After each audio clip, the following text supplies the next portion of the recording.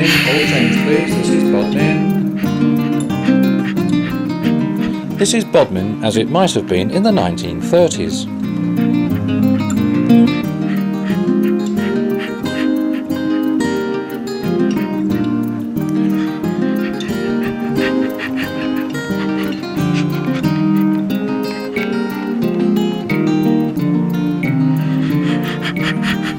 Built in his loft by Ray Green, this U-shaped layout is over 20 metres long from end to end. The aim has been to create the atmosphere of this attractive branch line and to achieve smooth and reliable operation of the locomotives with no wiring to the track.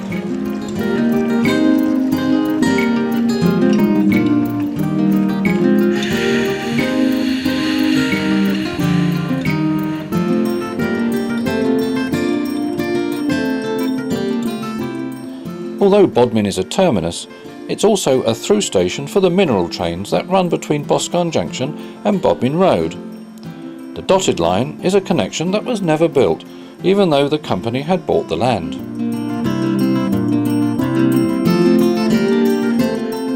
In the summer months, Bodmin has some 65 train movements each weekday, making this station surprisingly busy for its size.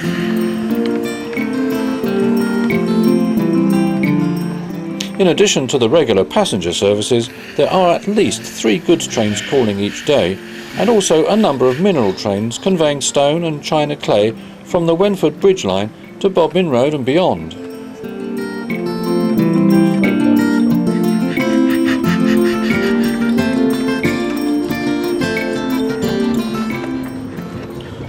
All these mineral trains have to reverse at Bodmin in order to continue their journey.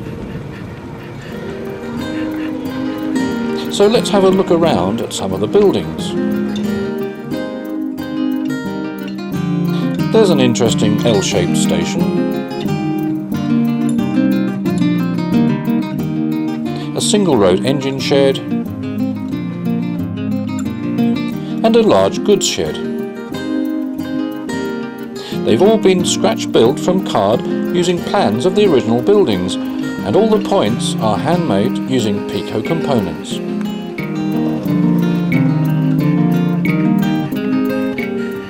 From Bodmin, the traveller has a choice of 2 routes.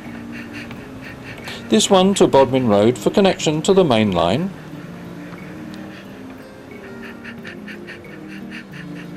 and the other one curving away to the right and running down to Boscarn Junction and then on to Wadebridge and Padstow.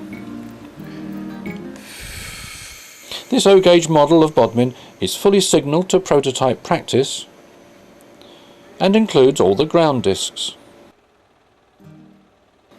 The lever frame is interlocked electrically through a series of relays and incorporates the facing point lock levers, which have to be operated in accordance with prototype practice.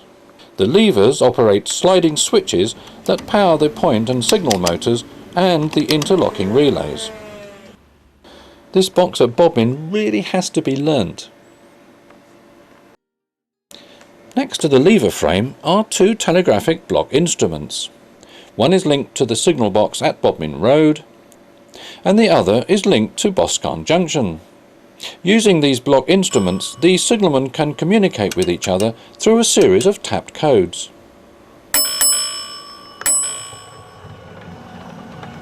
Now let's look at the control system used on this model. Control of the locomotives is achieved by using the infrared and radio control system devised by Steve Leyland and marketed under the name of Red Arrow. The principal attraction of Red Arrow is that no track wiring is needed to any part of this model. So there are none of the problems associated with current collection from the running rails. These locos do not require any electrical pickups. They are self-powered with an onboard 9-volt rechargeable battery, which gives over 5 hours of continuous running on one charge when using low current motors.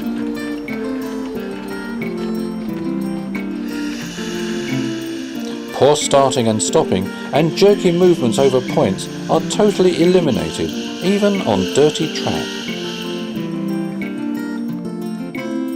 In fact, the locos don't need any track at all. Smooth and reliable control is achieved by using this controller, which sends a unique infrared signal to these detectors buried in the coal bunker. Inside the loco is a small receiver module which uses the signals to adjust the speed and direction of the locomotive.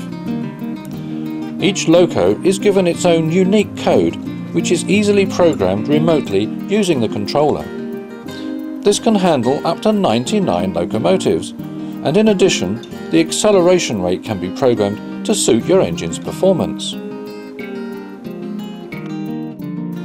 The controller is linked by radio signals to this slave unit, which sends the infrared signals to these emitters placed around the layout. This means that the operator has complete freedom to control the locomotives from any vantage point. Using a special camera, you can see these emitters sending out the infrared beams that actually control the locomotives. Now let's see the lever frame in action and the signalman using some of the bell codes as he prepares to send the 1015 passenger to Bodmin Road. Later, we'll see the China clay empties returning to Boscon Junction. The loco is ready, so the signalman sets the road from the shed. There goes disc number 16, which allows the engine to leave the shed and back down onto the coaches.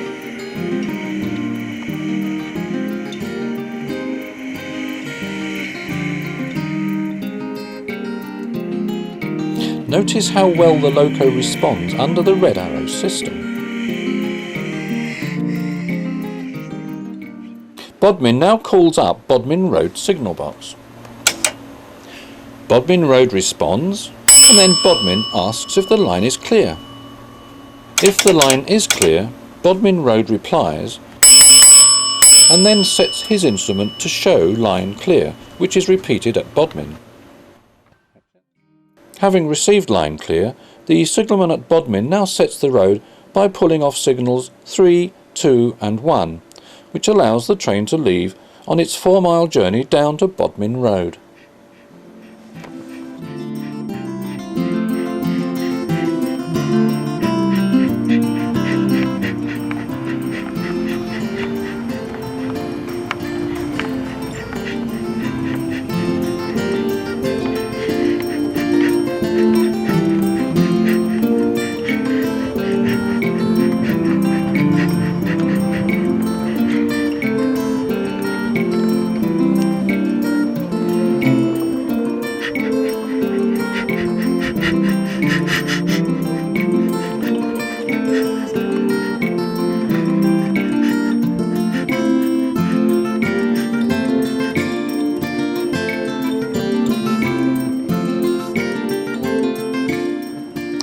And finally, let's have a look at some China clay empties returning to Boscon Junction from Bodmin Road.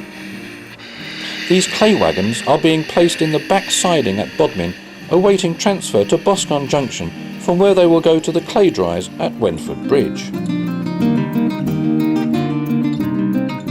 Here we see the wagons being placed into the platform road prior to departure.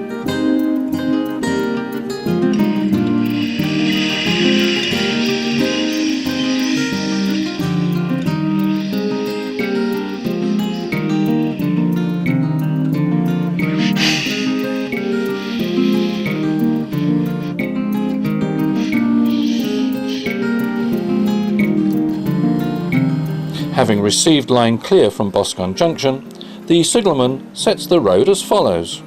Firstly, he releases the junction facing point locks. Then the junction point, lever number 20, is pulled. The facing point locks are now returned, which allows him to pull signals 5 and 1 so that the train can leave.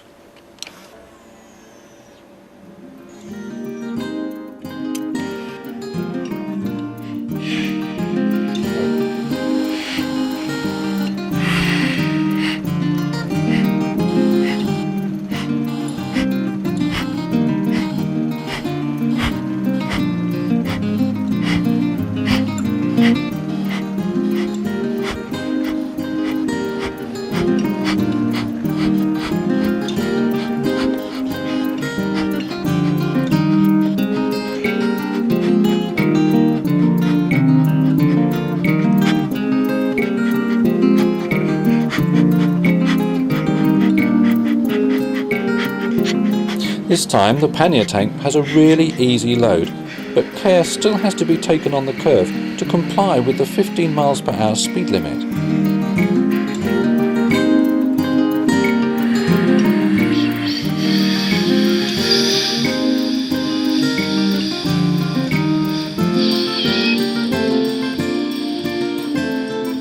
So as the train slowly descends towards Boscawen Junction, we say goodbye to Bodmin and hope you've enjoyed your visit to Cornwall in the 1930s.